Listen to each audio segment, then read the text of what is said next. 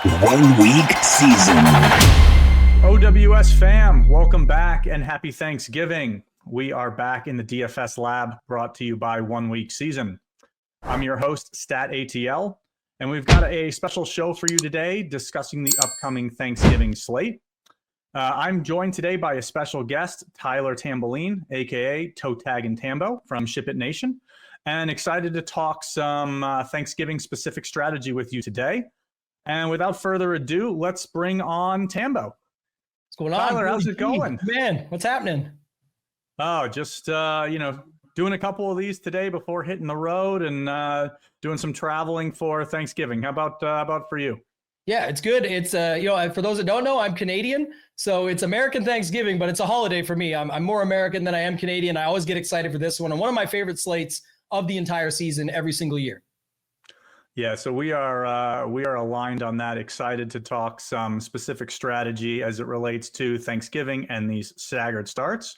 But before we get in that, I know a lot of people around the industry know you, Tambo, but why don't you do a quick little 30-second overview on, you can shout out ShipIt or where people can find you on the socials. Yeah, at ToeTagginTambo, same username, both. I play DraftKings, FanDuel, been playing DFS for quite a while now. Enjoying it. I love it. It's my number one passion. Started ShipIt Nation with my guy Hoopster over there. So we got a lot of good things going on there. And then I just opened up dfsmastermind.com. It's just a micro community sponsored by ShipIt Nation, but it's all focused on education, strategy, nothing slate by slate, all evergreen strategy content. You can check that out as well. But, Thanksgiving you talked about, big fun slate when it comes to the staggered start being a thing. I know you've got some strategy on that. I'm excited to hear more. And then just, taking some shots. I think there's a lot of big time strategy you can put into this slate, which you can apply to every slate, but when it's 3 games and staggered, it makes quite a bit of difference for your lineups overall, regardless your stakes or et cetera. So we'll get into it more, but I'm excited to go through this one with you. Thanks for having me. Yeah, no, I appreciate you joining and super excited to check out the DFS Mastermind. I think that's a really awesome concept. I know you launched that, I think, just a few days ago this past weekend. So super excited to see where that goes. I think it's such a great concept and novel for our industry. So really excited review to and check application is the focus there. Sorry to cut you off, but that's the key. It's just, it's different. It's innovative in that, everyone talks about, maybe reviewing a few lineups or looking at the slate by slate stuff. Not many go into actual process, the DFS players, where it is. I know you guys do a ton of good stuff over at OneWeekSeason with JM and the rest of the crew. So shout out to you and thanks for having me on. Let me be here today. No, of course, my friend. Well, so, let's hop in here with Thanksgiving related stuff.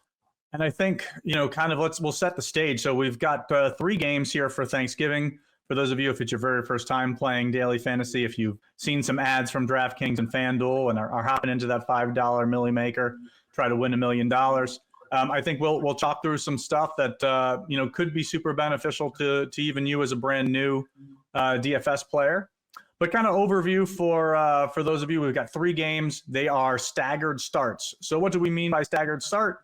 They are not running at the same time. So we've got the Bears and the Lions at 12:30 Eastern, Giants and the Cowboys at 4:30 Eastern, and then the Dolphins and Packers are going to close us out, I believe, 8:15, 8:30 Eastern time on Thursday night.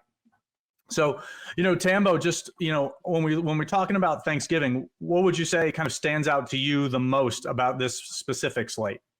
Yeah, a couple things. One off the top is the games are perceived as ugly from a fan perspective. We know some of the quarterback situations, some are still up in the air at this moment as we record with the Giants, but just noticing it, I think people look at that and sort of it deters them thinking it's going to be bad. If it's bad for a fan, it can't be good for DFS, when in reality, it can be quite the opposite. That's, some people are not as comfortable now because they don't feel as good about it, which gives us the edge and the leg up. And then on the other side of things too, it's the way it's set up, right? There's one game in the morning, which I know people are saying, okay, Lions blow them out. Well, guess what? You can score a lot of daily fantasy points in a blowout. So that could still be pretty intriguing, especially building in sets or for your staggered start, like you talked about, where you can cover a couple of different angles and keep that in mind. Even if you are just a 3 max or 20 max player, you can still have a portion of your portfolio. You just have to slim it down some if you're not playing more lineups than that. But the late game looks to be, it's the bigger total with the close spread. So the auto assumption is that's where all the points are going to be found. But sometimes when you get ugly games, like even the one in the middle with the Giants and the Cowboys, that can end up being, the defenses come down with the offenses and so on and so forth. And you end up getting a back and forth that you just didn't expect. So makes for a fun DFS slate, even though it's not the best from a fan perspective, to most at least. Yeah, it's interesting. One of the concepts that I really like that you kind of highlighted, there is just kind of really more around like offense concentration. So while that middle game, may seem ugly to folks on paper, for example, like Dallas, they are a super concentrated offense, and so while let's say Detroit is, they've got a Vegas implied team total of 29 points, but they're spreading the ball out to 6-7 guys almost every single week. Whereas Dallas, the offense is flowing through basically 2 or 3 guys. And kind of the same for Miami, even though those are a little bit, kind of more of those middle totals. I think that that's something that kind of gets lost on, or maybe not focused on enough by DFS players. Is just that concentration of an offense and how vital that can be, specifically on a small slate like the Thanksgiving slate. Yeah, and I think that's what, you mentioned, you nailed it. It's kind of sort of overlooked in a way. Not always, like some people are more dialed into this, but a lot of people focus on team totals and game totals. When you nailed it with the Lions, it could end up being 1 Gibbs touchdown, 1 Montgomery touchdown, 1 Jameson Williams bomb, 1 Tim Patrick bomb. These will help Jared Goff. And so, yes, you'll want some overstacks, but I'm saying if that happens and it's not, like if it's mostly on the ground and it's just 1 to Jameson Williams and 1 to Brock Wright, who not as many people have the Goff, Brock Wright, et cetera. So it just changes the focus there. And if you just use a recency, item that I can go to, Trey McBride scored 28 DK fantasy points when the Cardinals scored 6 actual points. Like they're not fully they correlate, of course, for the bigger the total, you'd hope to get it. But like you talked about condensed offenses and who is going to get the ball and have the focus in building it that way, it can set it up so that you actually don't have to worry about that as much as people think you do. You can still get it out of these more condensed offenses, even if the team total is lower. Yeah, no, you nailed it. And I think one of the key things about Thanksgiving that's different, obviously the staggered starts as we talked about, but from almost every other week, probably except for the playoffs and except for like week 1, like this is the slate that's going to see by far the most casual players play. And so to me, like one of the things that really separates this is obviously you've got the advantage of late swap, which we'll talk a little bit, more as we dive into this, but that's going to be something that a casual player doesn't even think to do. These will be plenty of players will just make their lineup Thursday morning and they won't consider making any type of change throughout the day.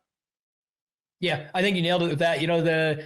Obviously, if their lineup's done, the reason to late swap is typically like, so again, we would know we want a late swap to at least be able to get into a min cash or give ourselves a shot. A casual player is definitely not doing that. But I think it also goes the other way is they hit on something really unique in game 1 and they don't go and adjust it for like the rest of the slate. They just think it's almost like a lottery ticket where they have 6 numbers they need and they feel as if they hit 2. And now they just say, hey, I got a really good start to my lottery ticket. Now I hope the next run of numbers in game 2 are my numbers again. They didn't try in DFS.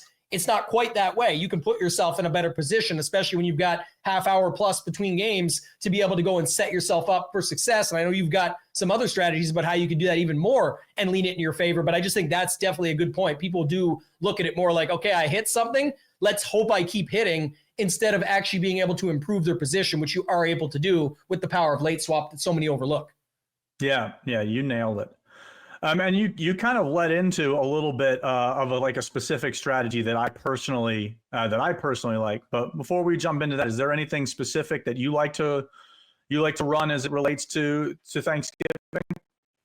I think it's more just that I'm more likely to hone in on certain spots and just be comfortable with it, and then allow myself to be willing to move off of it later on. That's sort of my late swap. I know you have a direct strategy to do exactly that. But I do like to focus it up from the beginning. I don't like to play every quarterback. I know that if I can start with some of those ones, I'm going to play quarterbacks from the late game, for example. But if I'm already there and then something else goes my favor, I'm not against moving it around. I am checking in. When you get the benefit of that time between each game, you should be using that to your advantage. That's certainly the number one thing and why we like these staggered starts, not just for Thanksgiving, which is relevant here now and what we're talking about, but it also works well into the playoffs as well when you get to the NFL playoffs later in the season. Yeah, I think the biggest difference with, I mean, you nailed it, but the biggest difference with the playoffs is, you've got 2 games on Saturday, 2 games on Sunday. Like, you've got overnight to think about kind of the changes, and if you're using an optimizer, things like that. Whereas on Thanksgiving, like, you've got 30 minutes. So it's really more advantageous to, we'll say, I'll loop us together as saying more seasoned players, because you really have to think on your feet. It's scheduled as 30 minutes, but if the game runs a little longer, it may only be 15 to 20 minutes. And you really have to take advantage of that time, because it's such a big edge. But I want to hit on one of the things that you kind of chatted about identifying a play that you like and being comfortable with it. One of the things that we're big fans of at OneWeekSeason is kind of picking a lane and going 100 miles an hour. This slate, like almost every slate that you play, the most likely outcome is that you're going to lose. It's just the math of it. Only 20% of the field gets paid in most of these tournaments. And even if you're twice as good as the normal daily fantasy player, that's still an expectation to lose every week. So I love kind of having that conviction and being willing to think for yourself and say, hey, this is what I've identified in some of my research. This is a play, a line that I really like, and I'm willing to just be wrong. Yeah, I'm 100% about that life. I talk about it with the mindset and the goals and sort of stuff. You have to know what you're doing going in and have to be willing to just let the money float away. Like we're talking pretty close to Thanksgiving here, to date it, I guess. But like when the Ravens play the Chargers, and I know Lamar Jackson is going to be almost 30% in the captain. I'm actually a Ravens fan over here. I love Lamar. I hope he does well for my team. But at the end of the day, when that happens, I'm comfortable just saying, you know what? If Lamar beats me, he beats me. And guess what? He did.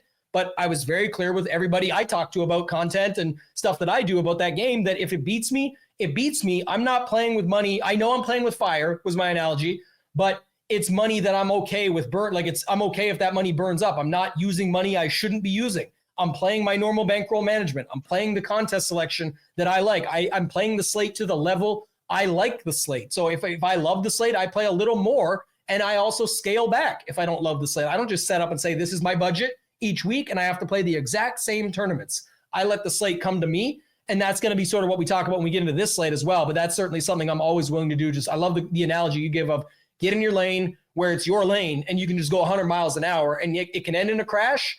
And luckily, it's not a deathly crash. You're able just to get back into the next slate if you played accordingly. But it's the way to handle it, where if you are right, you get a free lane, and the Autobahn just keeps rolling, and you're in good shape at that point. So we're all hoping for those days, right? That's the reason for OneWeekSeason.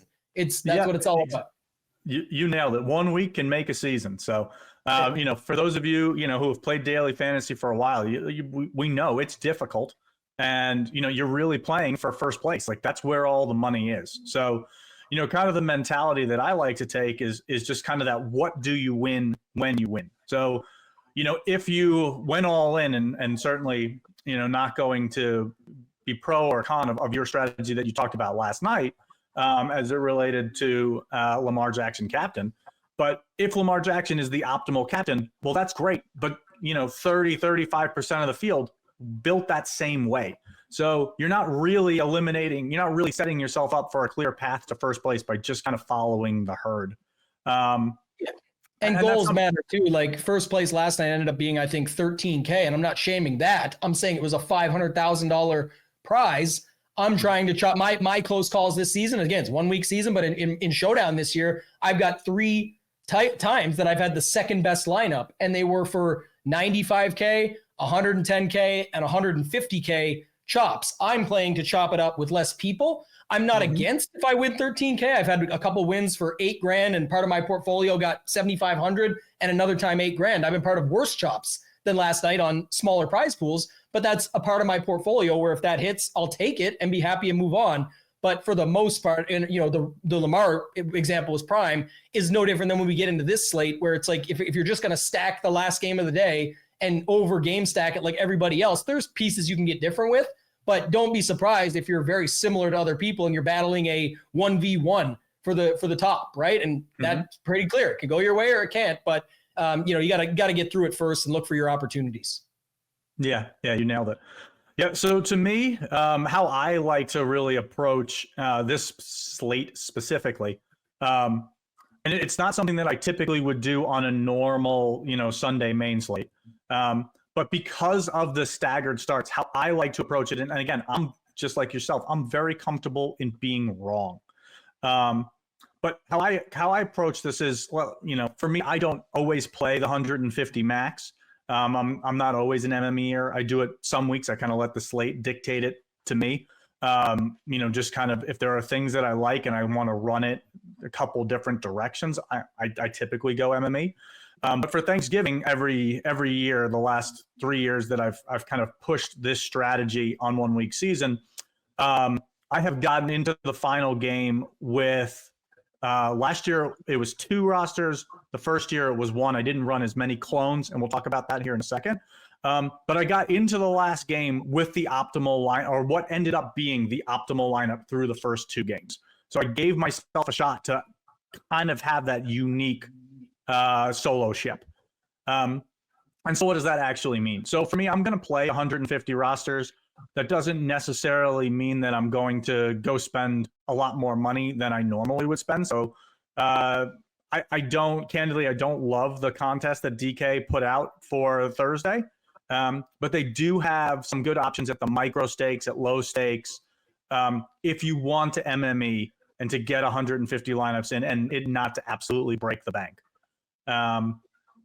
So for me, I'm going to enter 150 lineups, and instead of building 150 unique lineups, how I approach Thanksgiving and these staggered starts is that I will build what I will call base lineups, and I'll build kind of 25 or 30 of them, somewhere in that range, and I will clone or duplicate them either 5 or 6 times, depending on if I go 25 or 30.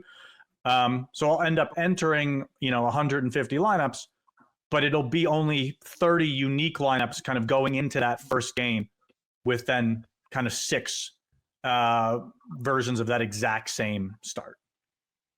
Yeah, I'm very interested to hear how you do it. I love the term clones. I kind of get what you're talking about, but I think it's more natural for me to have that within my portfolio because it's just the way it sets up. Like you're going to have it, and then once you kind of, I guess I don't set them up that way as much as I figure them out after the first game. I'm like, okay, this is where I'm at now. And while they're not the same, they only had the same players from the first game. So they're not the same clone that now I'm editing from, but I can sort of get a feel for where I'm at. And I think that's another thing that just goes overlooked, especially going into the final game. I was going to say earlier that just made me think of it now is I definitely made these mistakes when I first started out playing. So something to keep an eye on when you're already late swapping this much and focused on it and putting it to the forefront is I definitely hurt myself in spots where I had like a really good lineup with a, 2-person, like a secondary stack, let's say, and going into the last game that was in really good shape. And I had another lineup behind it that I didn't realize had the exact same secondary stack, which was clearly blocked. Why did I not? If I love that secondary stack, I'm not trying to go away from it. I'm seeing where it takes me, and I don't know if I'm blocked or where we'll see. And if you're way up there, you can see if you're blocked and figure out the math. Hopefully you're in a scenario like that in a higher dollar, smaller field. Doesn't even have to be higher dollar, just a smaller field where you can figure that out. And that's great shape to be in.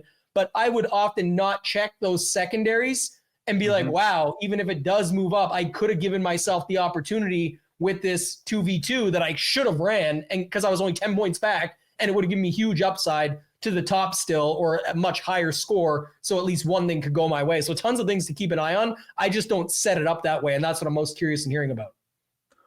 Yeah, I think it sounds like we kind of get to the same end result, but just kind of with a different start. And yeah, that's kind of the premise of how I try to play these staggered starts, whether it be the playoffs or a slate like Thanksgiving. I'm just trying to give myself multiple ways to get to the top. So how I approach it is, I'll stick with 30 just kind of for easier math, or let's stick with 25. That's just as easy math. I'll go and build kind of like, so for most weeks for me, I'm kind of like a 20 max type of player. So I'm not doing anything really different with my process. I'm, building my 20-ish, 25 lineups. But instead of doing that and being done, I'm literally just going to duplicate and enter that same lineup 5 or 6 times. And how I approach it is I only focus on the very first game when I'm building my lineups. So if I'm building 25 lineups, maybe I'll approach it with 5 lineups that I'll stack Caleb Williams. And then maybe I'll go 5 lineups where I'll stack Jared Goff. So that would be 10 out of my 25 or 30. And then maybe for another 10 out of those 30 lineups, I'll just do a mini correlation. So I'll only pick 2 or 3 players, but no quarterback from this game. And some of those may just be, 2 Detroit players. Maybe it's both Detroit running backs, or maybe it's a running back and a wide receiver. And then for 5 lineups, I may put only 1 player from this game or no one from this game, and just kind of say, okay, I want to kind of give myself some different iterations of how this game might play out. And when I do that, I know, let's say I went with 10, 10, and 10. I know that probably 20 of those are going to be dead after the very first game, because I've basically said, okay, on some of these, I'm building them around, around Caleb Williams stacks, and I'll have 3 or 4 pieces from the Bears. Well, if the Bears only scored 6 points, like clearly all of those Caleb Williams double stack lineups are dead for first. And I'm okay with that. And so to me, while you kind of led into the fact about how later on in the day, I'll spend some more time trying to get up to that min cash. For me, after the first game, I then really kind of hone in my focus during that 30 minutes to say, okay, like I had 2 or 3 lineups that did pretty well from the first game.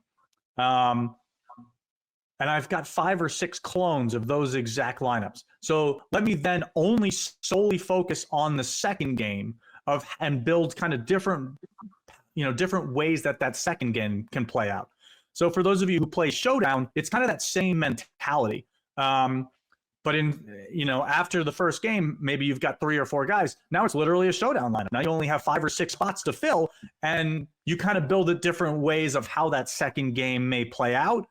And for me, maybe I'll use 4 or 5 of those, let's say, remaining 6 spots. Maybe some I'll only use 2 or 3 spots or 1 spot.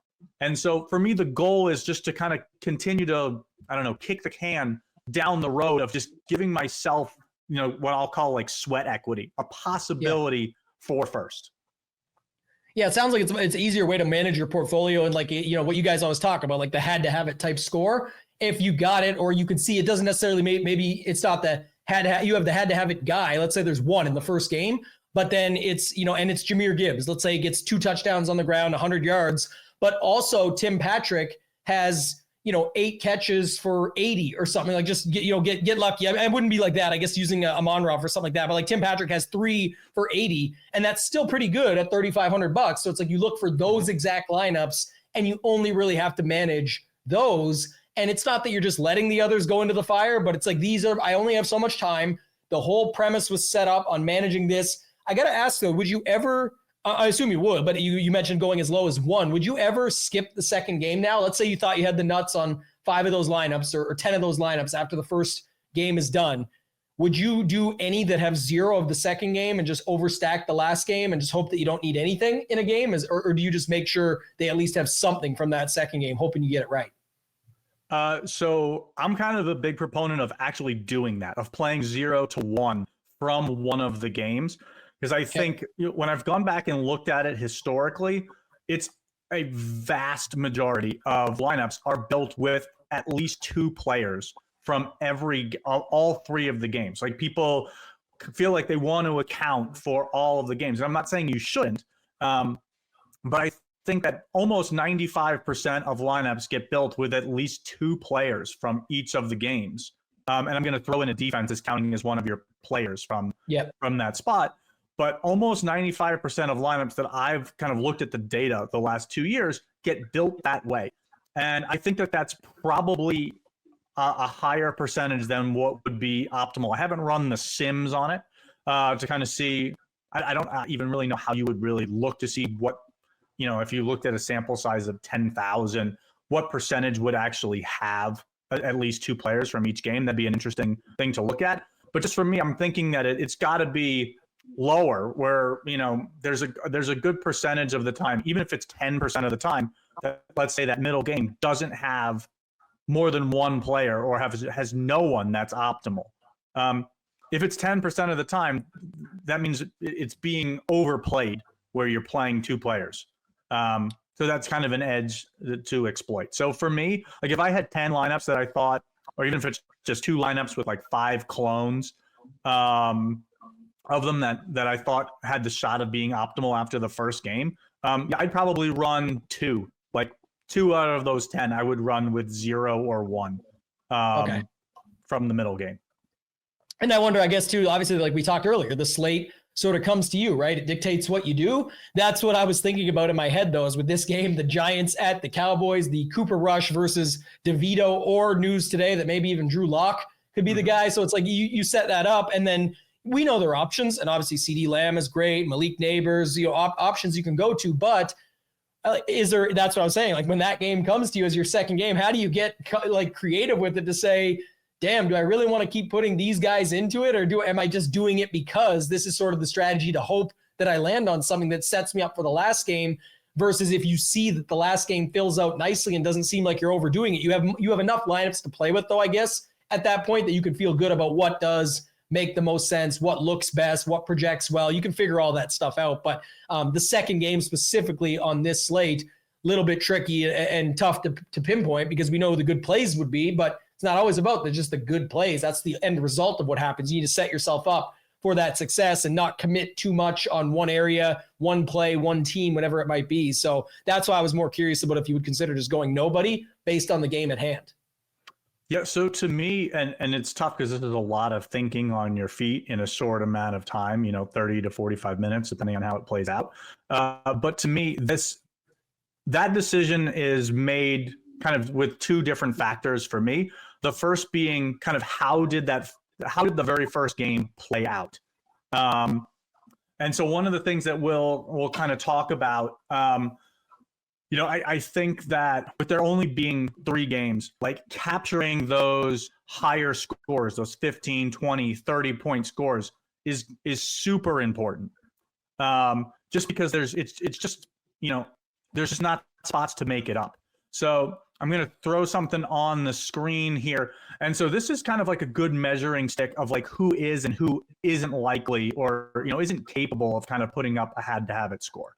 So for reference, like what we're looking at here, and this the quarterbacks are there, but they're excluded from what's highlighted in green. So there are only 15 skill position players, and those are the ones highlighted in green, across all 6 teams that have at least 2 games all season eclipsing 20 points. So 20 points is not it's not a huge score. It's a solid score.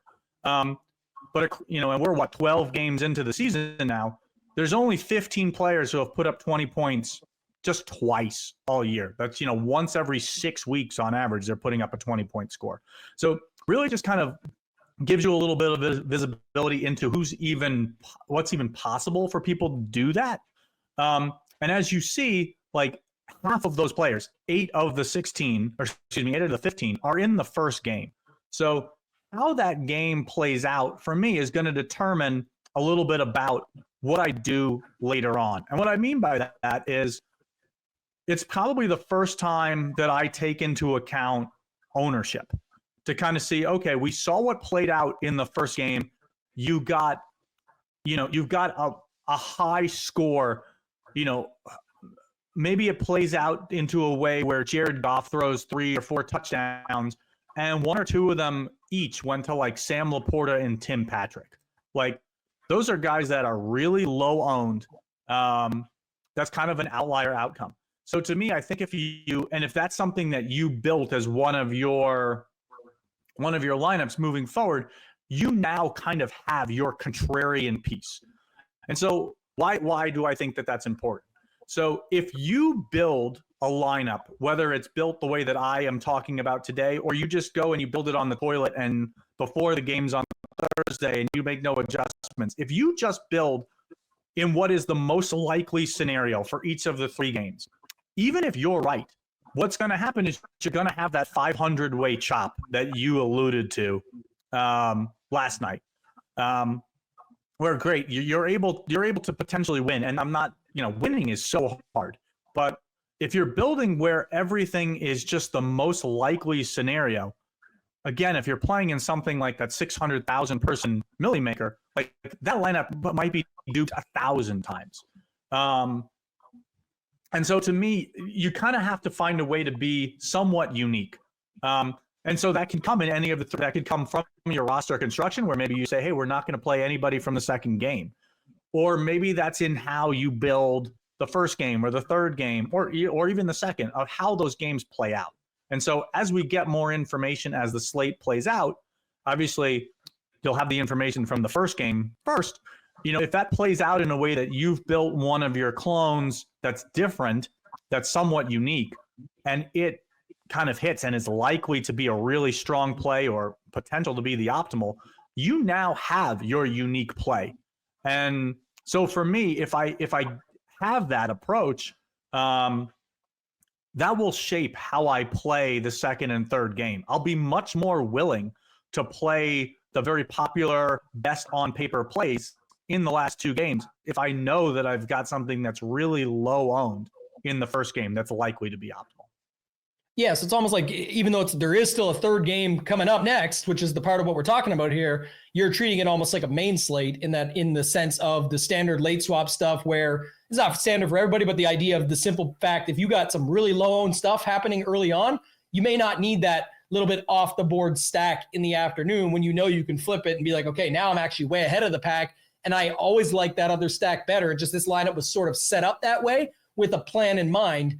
You do know that you still have the third game to go, but you're in a good spot already that you can kind of start making the decision as you get to game two.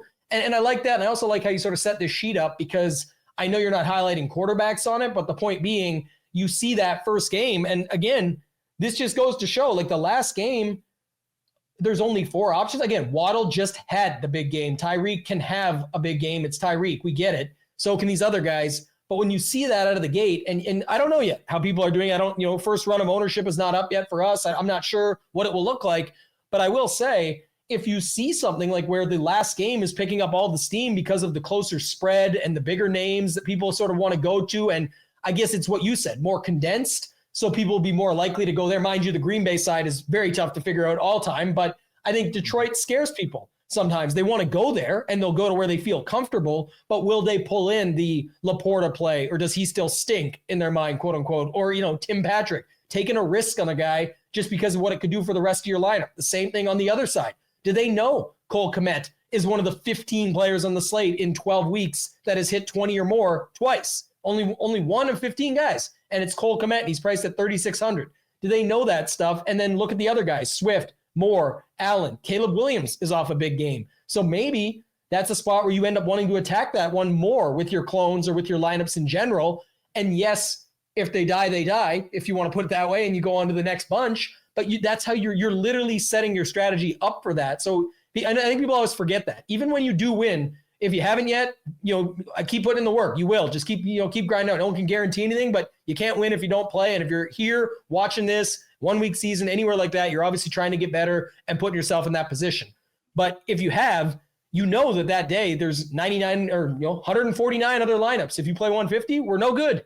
One was, though, and that's all it takes for 1 week, like you talked about. And so that's really the key that I try and sort of get across to people. I think it was just a few weeks ago, the guy won the Millie Maker, and he went on an interview at another competitor site, and I watch everything around the industry, and he said, honestly, I had 50% Tyreek Hill. He was dead after the morning. So he said, I went and walked the dog. Like, I thought my day was sort of done, and if something happens, great. And we never know what's going to happen. Guess what happened? 50% Tyreek Hill didn't matter because 50% of your lineups were still live, and one of them went on to win the Millie. So congrats to that winner. It's just, that's the thing. You never know. So I love how you got this set up, and I think it's a really good way, unique way to look at it, to put yourself in a position to be able to maybe get lucky later on as the day goes on. Yeah, I mean, I think you nailed it. One of those things where you were kind of, I think you called out like Sam Laporta, and just the Lions in general. I think the mentality that you kind of have to be willing to embrace is being willing to be wrong. You've got to be comfortable with those uncomfortable clicks. Because for those of you who have won, or if you've seen interviews of people who have shipped larger GPPs, almost every one of them will have kind of that uncomfortable click Almost every lineup. It may not be the case on a small slate like this, but if you've looked at the winners the last 2 years for Thanksgiving of the lineups that took down, the flagship contest on DraftKings, both of them had, a lower owned play that, though I haven't looked further back just the last 2 years, but both of them had a lower owned play that, it would be uncomfortable to click. So just being willing to make that click, I think is setting yourself up for the possibility, to try to ship something. Obviously you want to be strategic. You don't want to just blindly pick a random guy just because he's 1% owned. There's got to be some thought process behind it. But yeah, I'm glad you said that, because that's literally what I was about to go into, is just to say that exact point. I think people think low owned, diamond in the rough. Like, I need to make, let me look at who you get up here. Like, I don't know, like, Malik Washington or Odell Beckham's going to rise from that, from the back in the day type of thing, or something that people try and look for that to make it work. And it's like, yeah, you'll definitely be unique, but you could also just leave, 3,000 on the table and be, if you're going to do that, you might as well, we could probably talk about that as another strategy, but just to say it, oftentimes it's just through roster construction. And the example with Caleb Williams on this slate was last week when he played Minnesota and they had a great week, and he had his guys with DJ Moore and Keenan Allen and them going off. It was a low-owned play, but everyone knows the Vikings pass D is not the greatest. Like, there was an opportunity. It's just nobody liked Caleb Williams anymore. They thought he's done. The plays aren't good. Keenan Allen's just coming back from injuries. And I say nobody, it's vague, but you get what I mean. In the end, it wasn't that crazy. It wasn't some diamond in the rough play to play Caleb Williams with DJ Moore and Keenan Allen with Addison on the run back. That is not diamond in the roughs. That's a game on a main slate, mind you, but that was going completely overlooked, that you could definitely see where Chicago would be able to find their way around against that pass defense.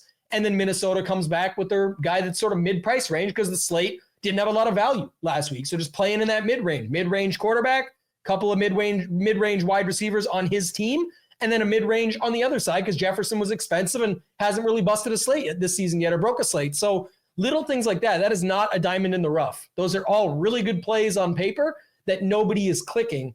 And that's kind of what you're looking at here. 3-game slate, you might have to get a little bit more uncomfortable. But I think you've talked about this, and you and I may be offline, so I'll let you spend more on it. But just, being able, when you know that there's only 15 that even have these types of scores in them for the most part, maybe there's 20 because you got to give it to some of these other guys like a Tyreek and a Waddle and et cetera. But you may only see 3 or 4 of them show up, or you may only see 3 or 4 or 5 of them being able to be affordable in a lineup that actually makes sense, that still hits, that goes off.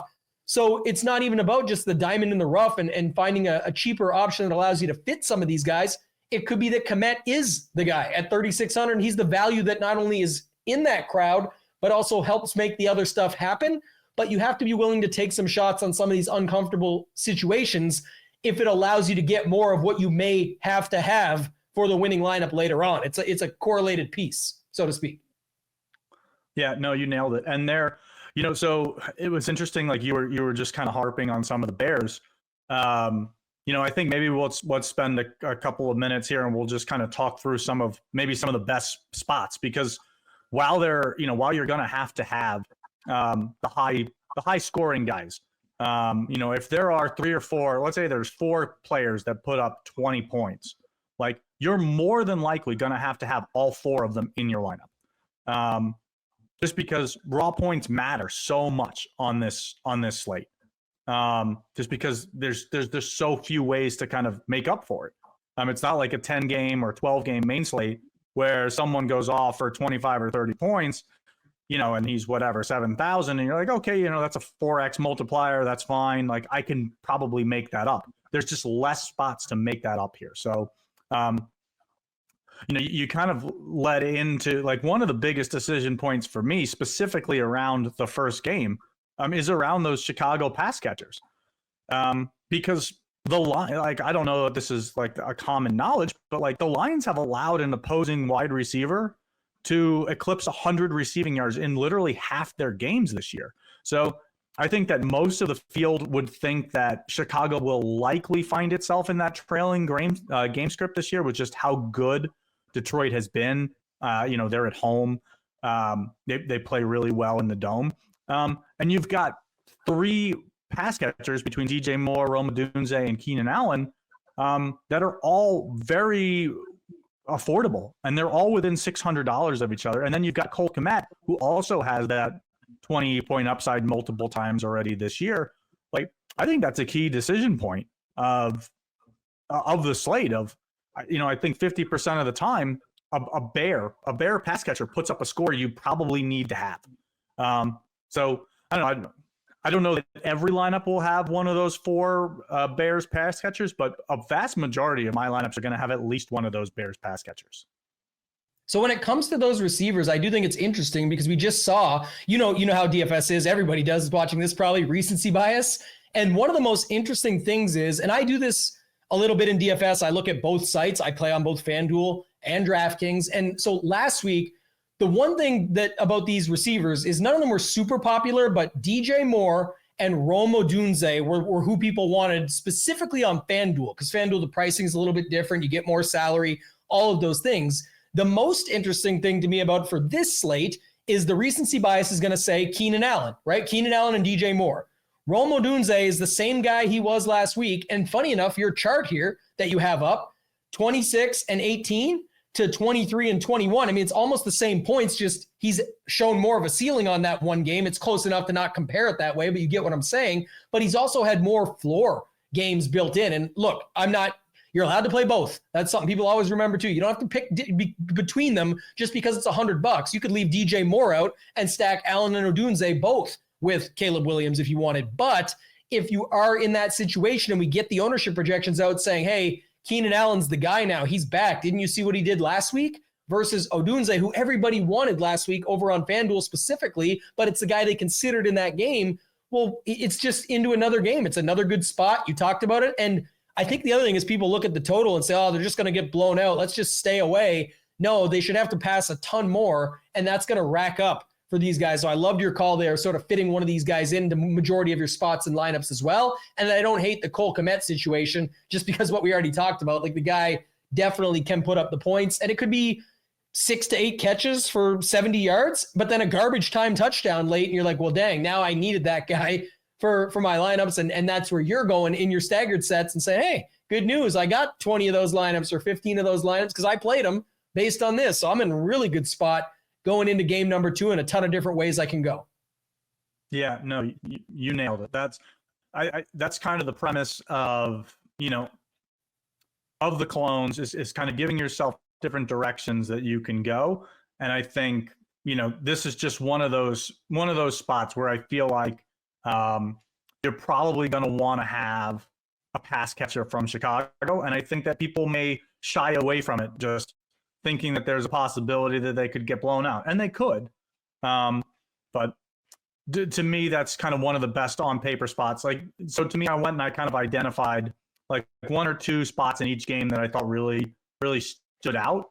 And I'd love to hear, kind of your perspective on it as well. I think on the other side of the ball, I think there's kind of 2 different directions that you go here. And obviously you can play them both, but the ground game, I think, is really interesting for Detroit just because of how much they're running the ball. David Montgomery suffered that shoulder injury, on Sunday against the Colts. So if he's going to be out or limited, like Jahmyr Gibbs is borderline like a lock button smash play. There's been, I think, 9 running backs that saw 13 or more touches against the Bears this season. And all of them, put up at least 75 yards, 6 out of the 9 scored a touchdown. So I think that kind of their likeliest projection, if they both play and are both healthy, is that Gibbs and Montgomery are both likely to see around that 12 to 15 total touches. But if Montgomery is out, I think you're likely to see Gibbs get into the low 20s and would just be an absolute smash play. So the thing is, Jahmyr Gibbs, like you said, obviously going to wait on that Montgomery injury and go from there. It definitely puts him in that territory because at just $7,500 on this slate, it's one of those spots, I guess you talked about earlier, where, if you don't have him and he has the game that you needed to have, so many people normally on a main slate with a lot of games will say, well, maybe someone will make up for it elsewhere. You just don't have that luxury on a short slate. Yes, Devon Achane later could have a huge game. Guess what? If that happens, Gibbs and Achane lineups are both going to be required at that point because it's just such a short slate. It's very unlikely you're going to see more to go around at that position, plus the flex spot and everything else that you can use to make it work. So certainly an interesting starting point to the slate that we have, especially if we get the Monty news. The interesting part of this slate would have been, again, we'll have to wait on the Monty news, but if they were both in, so many people always want to play these two together because they know they're both going to score a touchdown, or they feel like they're both going to score a touchdown. It happens so often, but you don't really want to do that on the main slate as often as you'd think, because it's again, let the slate come to you and dictate what you're doing, but there's just so many alternatives. The time to actually do it is on a PM only slate or a short slate, staggered or not, where at least it's saying, okay, there is all of these running backs to consider, but I don't love half of them. So I might just grab this block of two players at 7,500 and 6,500 with this total, with this spread at home in the dome, etc., and hope that they just crush. And the Lions put up 48 points, and there's 3 or 4 touchdowns from Gibbs and Montgomery. So again, we'll wait on the news, but if not, you nailed your point. It's getting Gibbs into those lineups and going as much as you feel comfortable with. I know not the lock button isn't for everybody. They'll want to try and actually leverage that via Jared Goff with Montgomery, Williams, Sam Laporta, Patrick. But don't forget, you're also allowed to play Gibbs with Jared Goff. I say it jokingly. Some people just sometimes make that as, I have to leverage this guy since he's popular. Well, just last week, we saw everyone was playing Devon Achane. Speaking of him, we'll get to later. But Tua was the guy in there with him, and then add Waddle on top. So you could definitely see a scenario like that here with the Detroit Lions side. Yeah, no, I really like that. I think that if both Montgomery and Gibbs are both active, I think that I will have some lineups that have them both in it. So I think that that's going to be a lower owned play or build that people won't gravitate towards. Yeah, I like that. So I think if we move to the next game, for me, kind of the best spots are kind of both ground games. If we're going to look at the Dallas side first, there have been, the name is StatATL. I like the stats. There have been 5 running backs that have seen 15 or more touches against the Giants this year, and each one of them surpassed 100 total yards, with 4 out of the 5 going for at least 130. So Cowboys are, they're home favorites in this one, and Dowdle has seen 15 or more touches in 3 out of the past 4 weeks. So they seem to be featuring him more. This should set up to be a good spot. And, his price is only 5,500. So I feel like there's you've got that possibility of him giving you that 20-point score. And I don't know how much ownership he's going to gravitate towards, because I think that a lot of people are going to want to build around the Chicago-Detroit game and the Green Bay and Miami game. Yeah, I agree. And I also think the other interesting thing is just directly in this exact game is Tracy Jr. on the other side. He's $300 more. It's a spot where, you could see him get some targets, even things like that. But I think people would like that matchup. Going against Dallas is a great matchup. But guess what? So has going against the Giants been a great matchup. So I like sort of flipping that, the $300. It's not about the savings as much as you just land in sort of the same zone. And many will have it set up for one side when it could be the other. Now, if for whatever reason Dowdle does pick up steam, maybe they listen to your stats and go through some of that stuff and start firing them into their lineups, then I could see where you could flip it the other way, because I think this game has it from both sides. And I also think there's an interesting case to be made when you're doing some of your, level or staggered lineups that you get that leveled up from game 1. When you're making the changes in game 2, I actually wouldn't even hate having enemy backs against each other. It's a 3-game slate. You can do that on main slates. There's tons of games where you've seen it work out, and it's just not as commonly used. But again, when you get to a 3-game slate, it makes even more sense, I think, where you can just get away with that. And if you don't love the passing games, you think this could be sort of a ground and pound, run it out type of game, both sides can get there. And I think Dowdle and Tracy Jr. would be fine, even if you throw in a Detroit guy as a third back or an Achane as a third back and set it up that way. If you're going to run those 2 backs and the lineup doesn't have Jared Goff, like if Jared Goff's stacks went off and you didn't have Gibbs, well, now you got to fill up running back slots anyway, and you already got the pass where most people have it set up for a Detroit running back, and then no room for both of these guys or that. So you got to think about the whole slate and put it all together. The pieces, that's the fun in it, right? It's a puzzle. I always say this, in DFS, it's a puzzle that we're all playing the same puzzle. the same amount of pieces, the same everything that we're working with. Nobody has the cover. You don't get to see it. We're all putting together the same puzzle, and whoever comes up with the best rendition on Sunday night is when the front of the box gets turned over and say, yeah, you were the closest, you win. That's the game that we're playing. And so that's kind of how you have to think of it, is it's more of a chess game, right? Where you're going around and finding these pieces and moving them. If this, then that. And that's kind of what I'm looking at here. If you have the passing stacks with Goff that go off, then you probably didn't have necessarily Gibbs in there. You'll have them in some, but let's say you have the ones without them. Well, now you have to fill up your running back slots anyway. You could do Achane with Jacobs. You could do a bunch of different things. Do Achane with Dowdle. You can mix it up however you want at that point, but I wouldn't hate in your strategy saying, you know what, I actually think in the second game, if there is two guys, it might just be these two. And while Neighbors and Lamb show up under those top three scores, Dowdle is not far off, by the way. He's 0.6 away from getting the green tag there as well with the 19.4 on your list. So we know he's capable, and this could be a spot that he does it. Yeah, no, I really like both of the points that you made there. I think specifically around the puzzle. I've heard you say that before. I think that's a really sharp analogy. I think when you take a step back and try to figure out the puzzle, one of the ways that I kind of like to approach it is looking at spots that you really like. So maybe we're looking together here and we're saying, you know, the Lions, they've got that 29-point team total. I find it unlikely that they're going to completely fail. So I always like to kind of look at, sometimes if we identify a spot like that, I like to look a little bit at ownership to kind of see what is the field doing? Okay, well, if it's so skewed towards, you know, the running backs, where the field is kind of expressing this certainty that the scoring is going to come through the running backs, you know, an easy way to just kind of flip that field is just to kind of say, okay, well, we think that Detroit is going to do well, and if the running backs fail to put up these big scores, how does that happen? Well, it either happens by Chicago defense just has one of its elite games, or that the scoring comes through the air for Detroit. So to me, that's kind of one of the levers that I try to look at, you know, considering pulling is trying to look at where the field is expressing certainty, where they have said, okay, this is a strong spot, and we just seem to know where the scoring is going to flow through.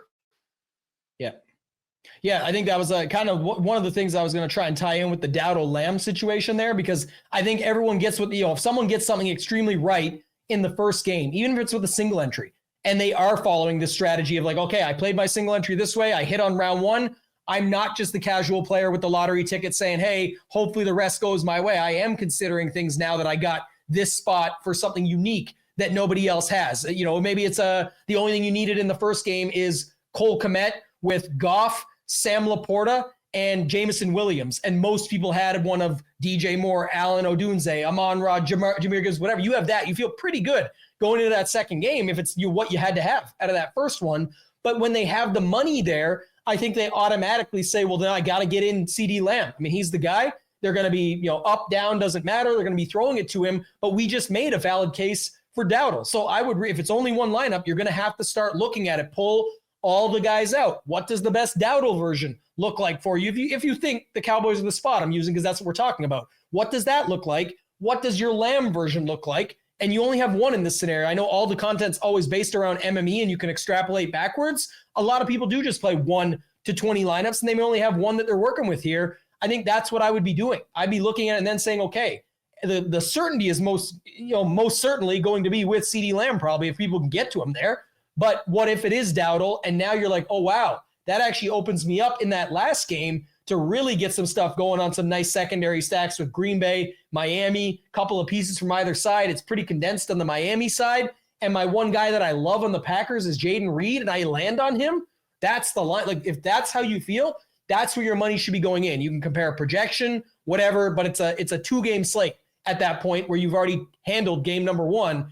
That's what you should be looking at. I think that's kind of the comparison you just mentioned of like the certainty says this, but what does the rest of the lineup say? What do you want to roll with here to round this thing out, and what and why? And those you talk about the levers that people are pulling in if this then that. That's kind of what I'm looking at when I'm doing it, at least with my stuff. Yeah, that's a great shout.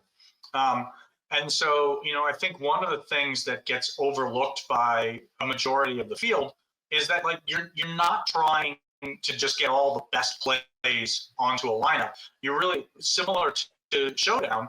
You're really trying to think through, how does this lineup make sense? And so, yeah, and it's kind of that balance between how does this lineup make sense and what is everyone else doing? Like, you don't have to be 100% contrarian. Like, some of the best plays, we've probably highlighted on 4 or 5. We'll get to 1 or 2 or 3 in the last game here. Like, of those, let's say 6 to 8 players that we talk about, a few of them are going to be in the optimal lineup.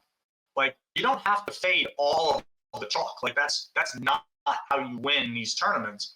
It's just kind of, looking at your lineup as a whole instead of just picks and plays. Yeah.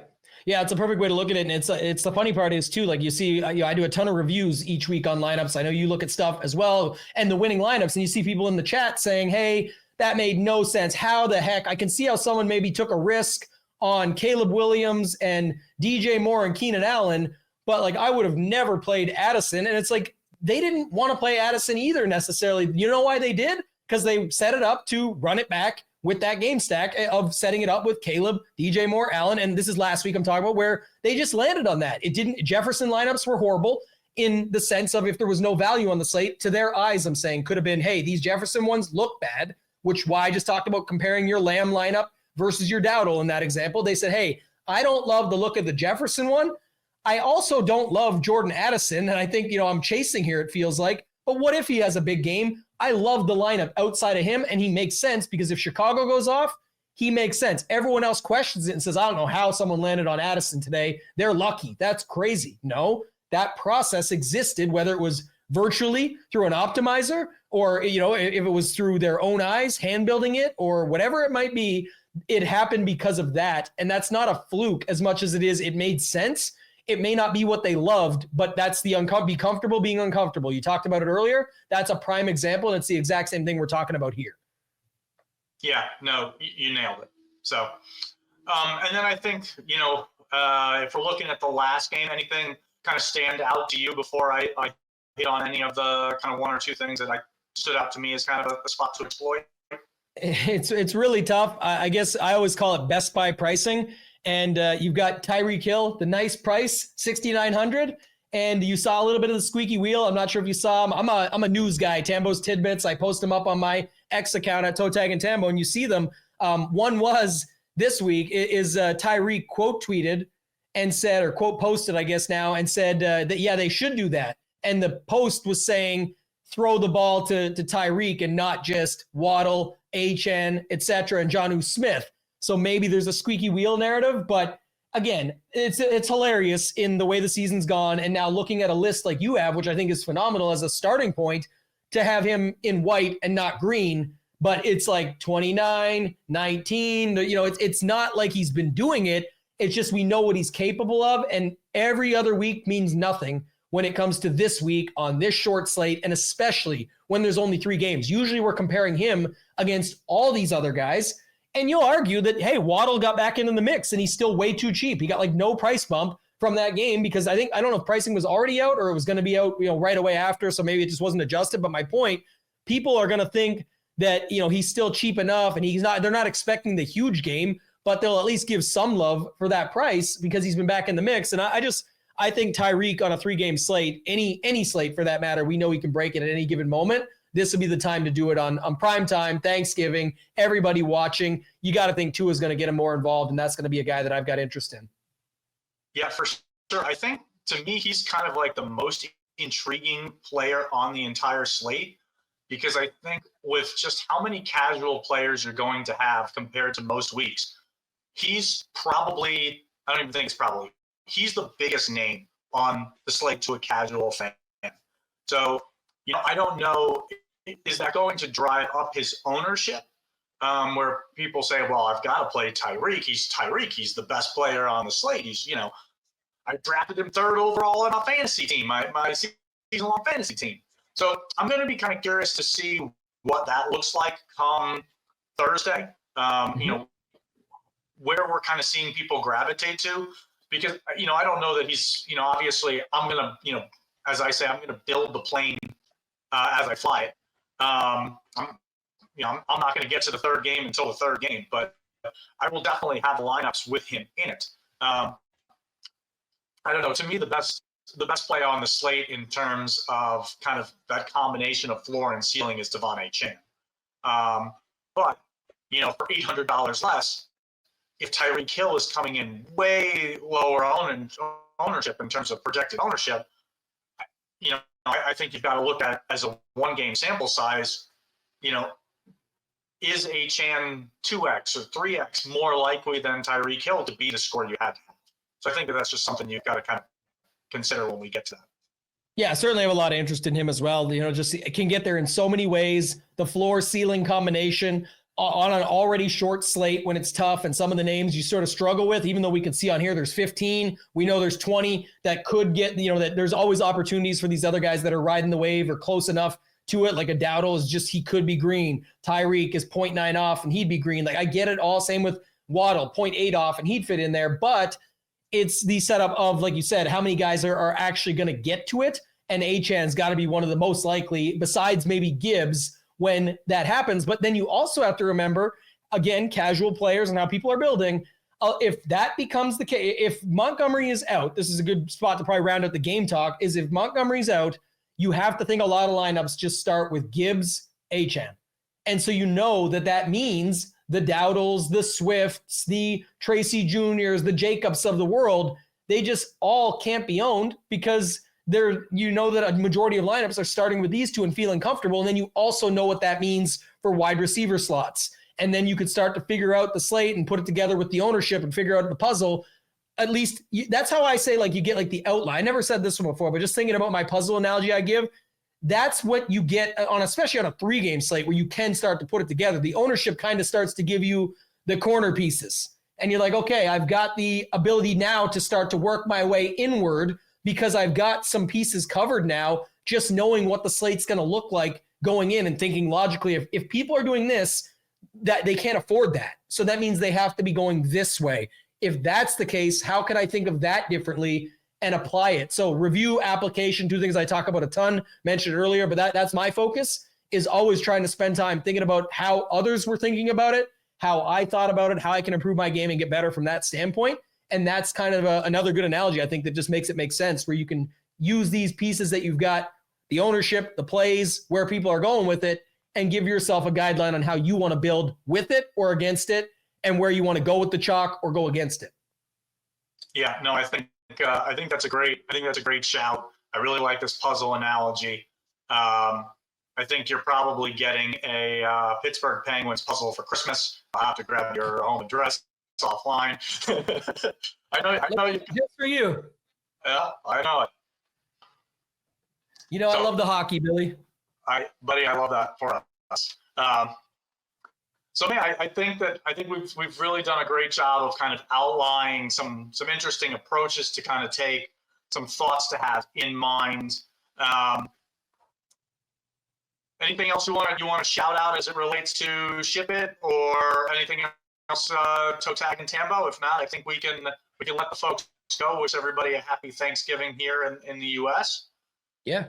I think it was great. Thank you so much for having me. Appreciate you guys allowing me to come on here and roll with it. Obviously, if you want to find me, X at ToeTagginTambo. Have one venture over at ShipIt Nation with my partner Hoop. You guys can check that out. And then my new, more of a passion project is something. It's a micro community focus that want to get deep into the weeds of process strategy. It's dfsmastermind.com. And the premise of it is to learn DFS at a higher level through review and application. Everything we just talked about, it's literally just breaking down the puzzle. There is no picks, plays, projections, ownership, nothing like that. It is review, application, cohort learning, all that stuff where we're sort of working together to try and just get better and master the game, if that's even possible, but we'll at least try. That's the goal. Yeah, that's great. I'm hoping that it takes off for you. Your results speak for themselves over the past 5-10 years in DFS. So really appreciate you joining me today. And for those tuning in, thanks for tuning in from both the ShipIt and OWS communities. And, hope to see you at the top of the leaderboard if it isn't Tyler or I. So for ToeTagginTambo, I'm StatATL. Happy Thanksgiving. Thanks for tuning in.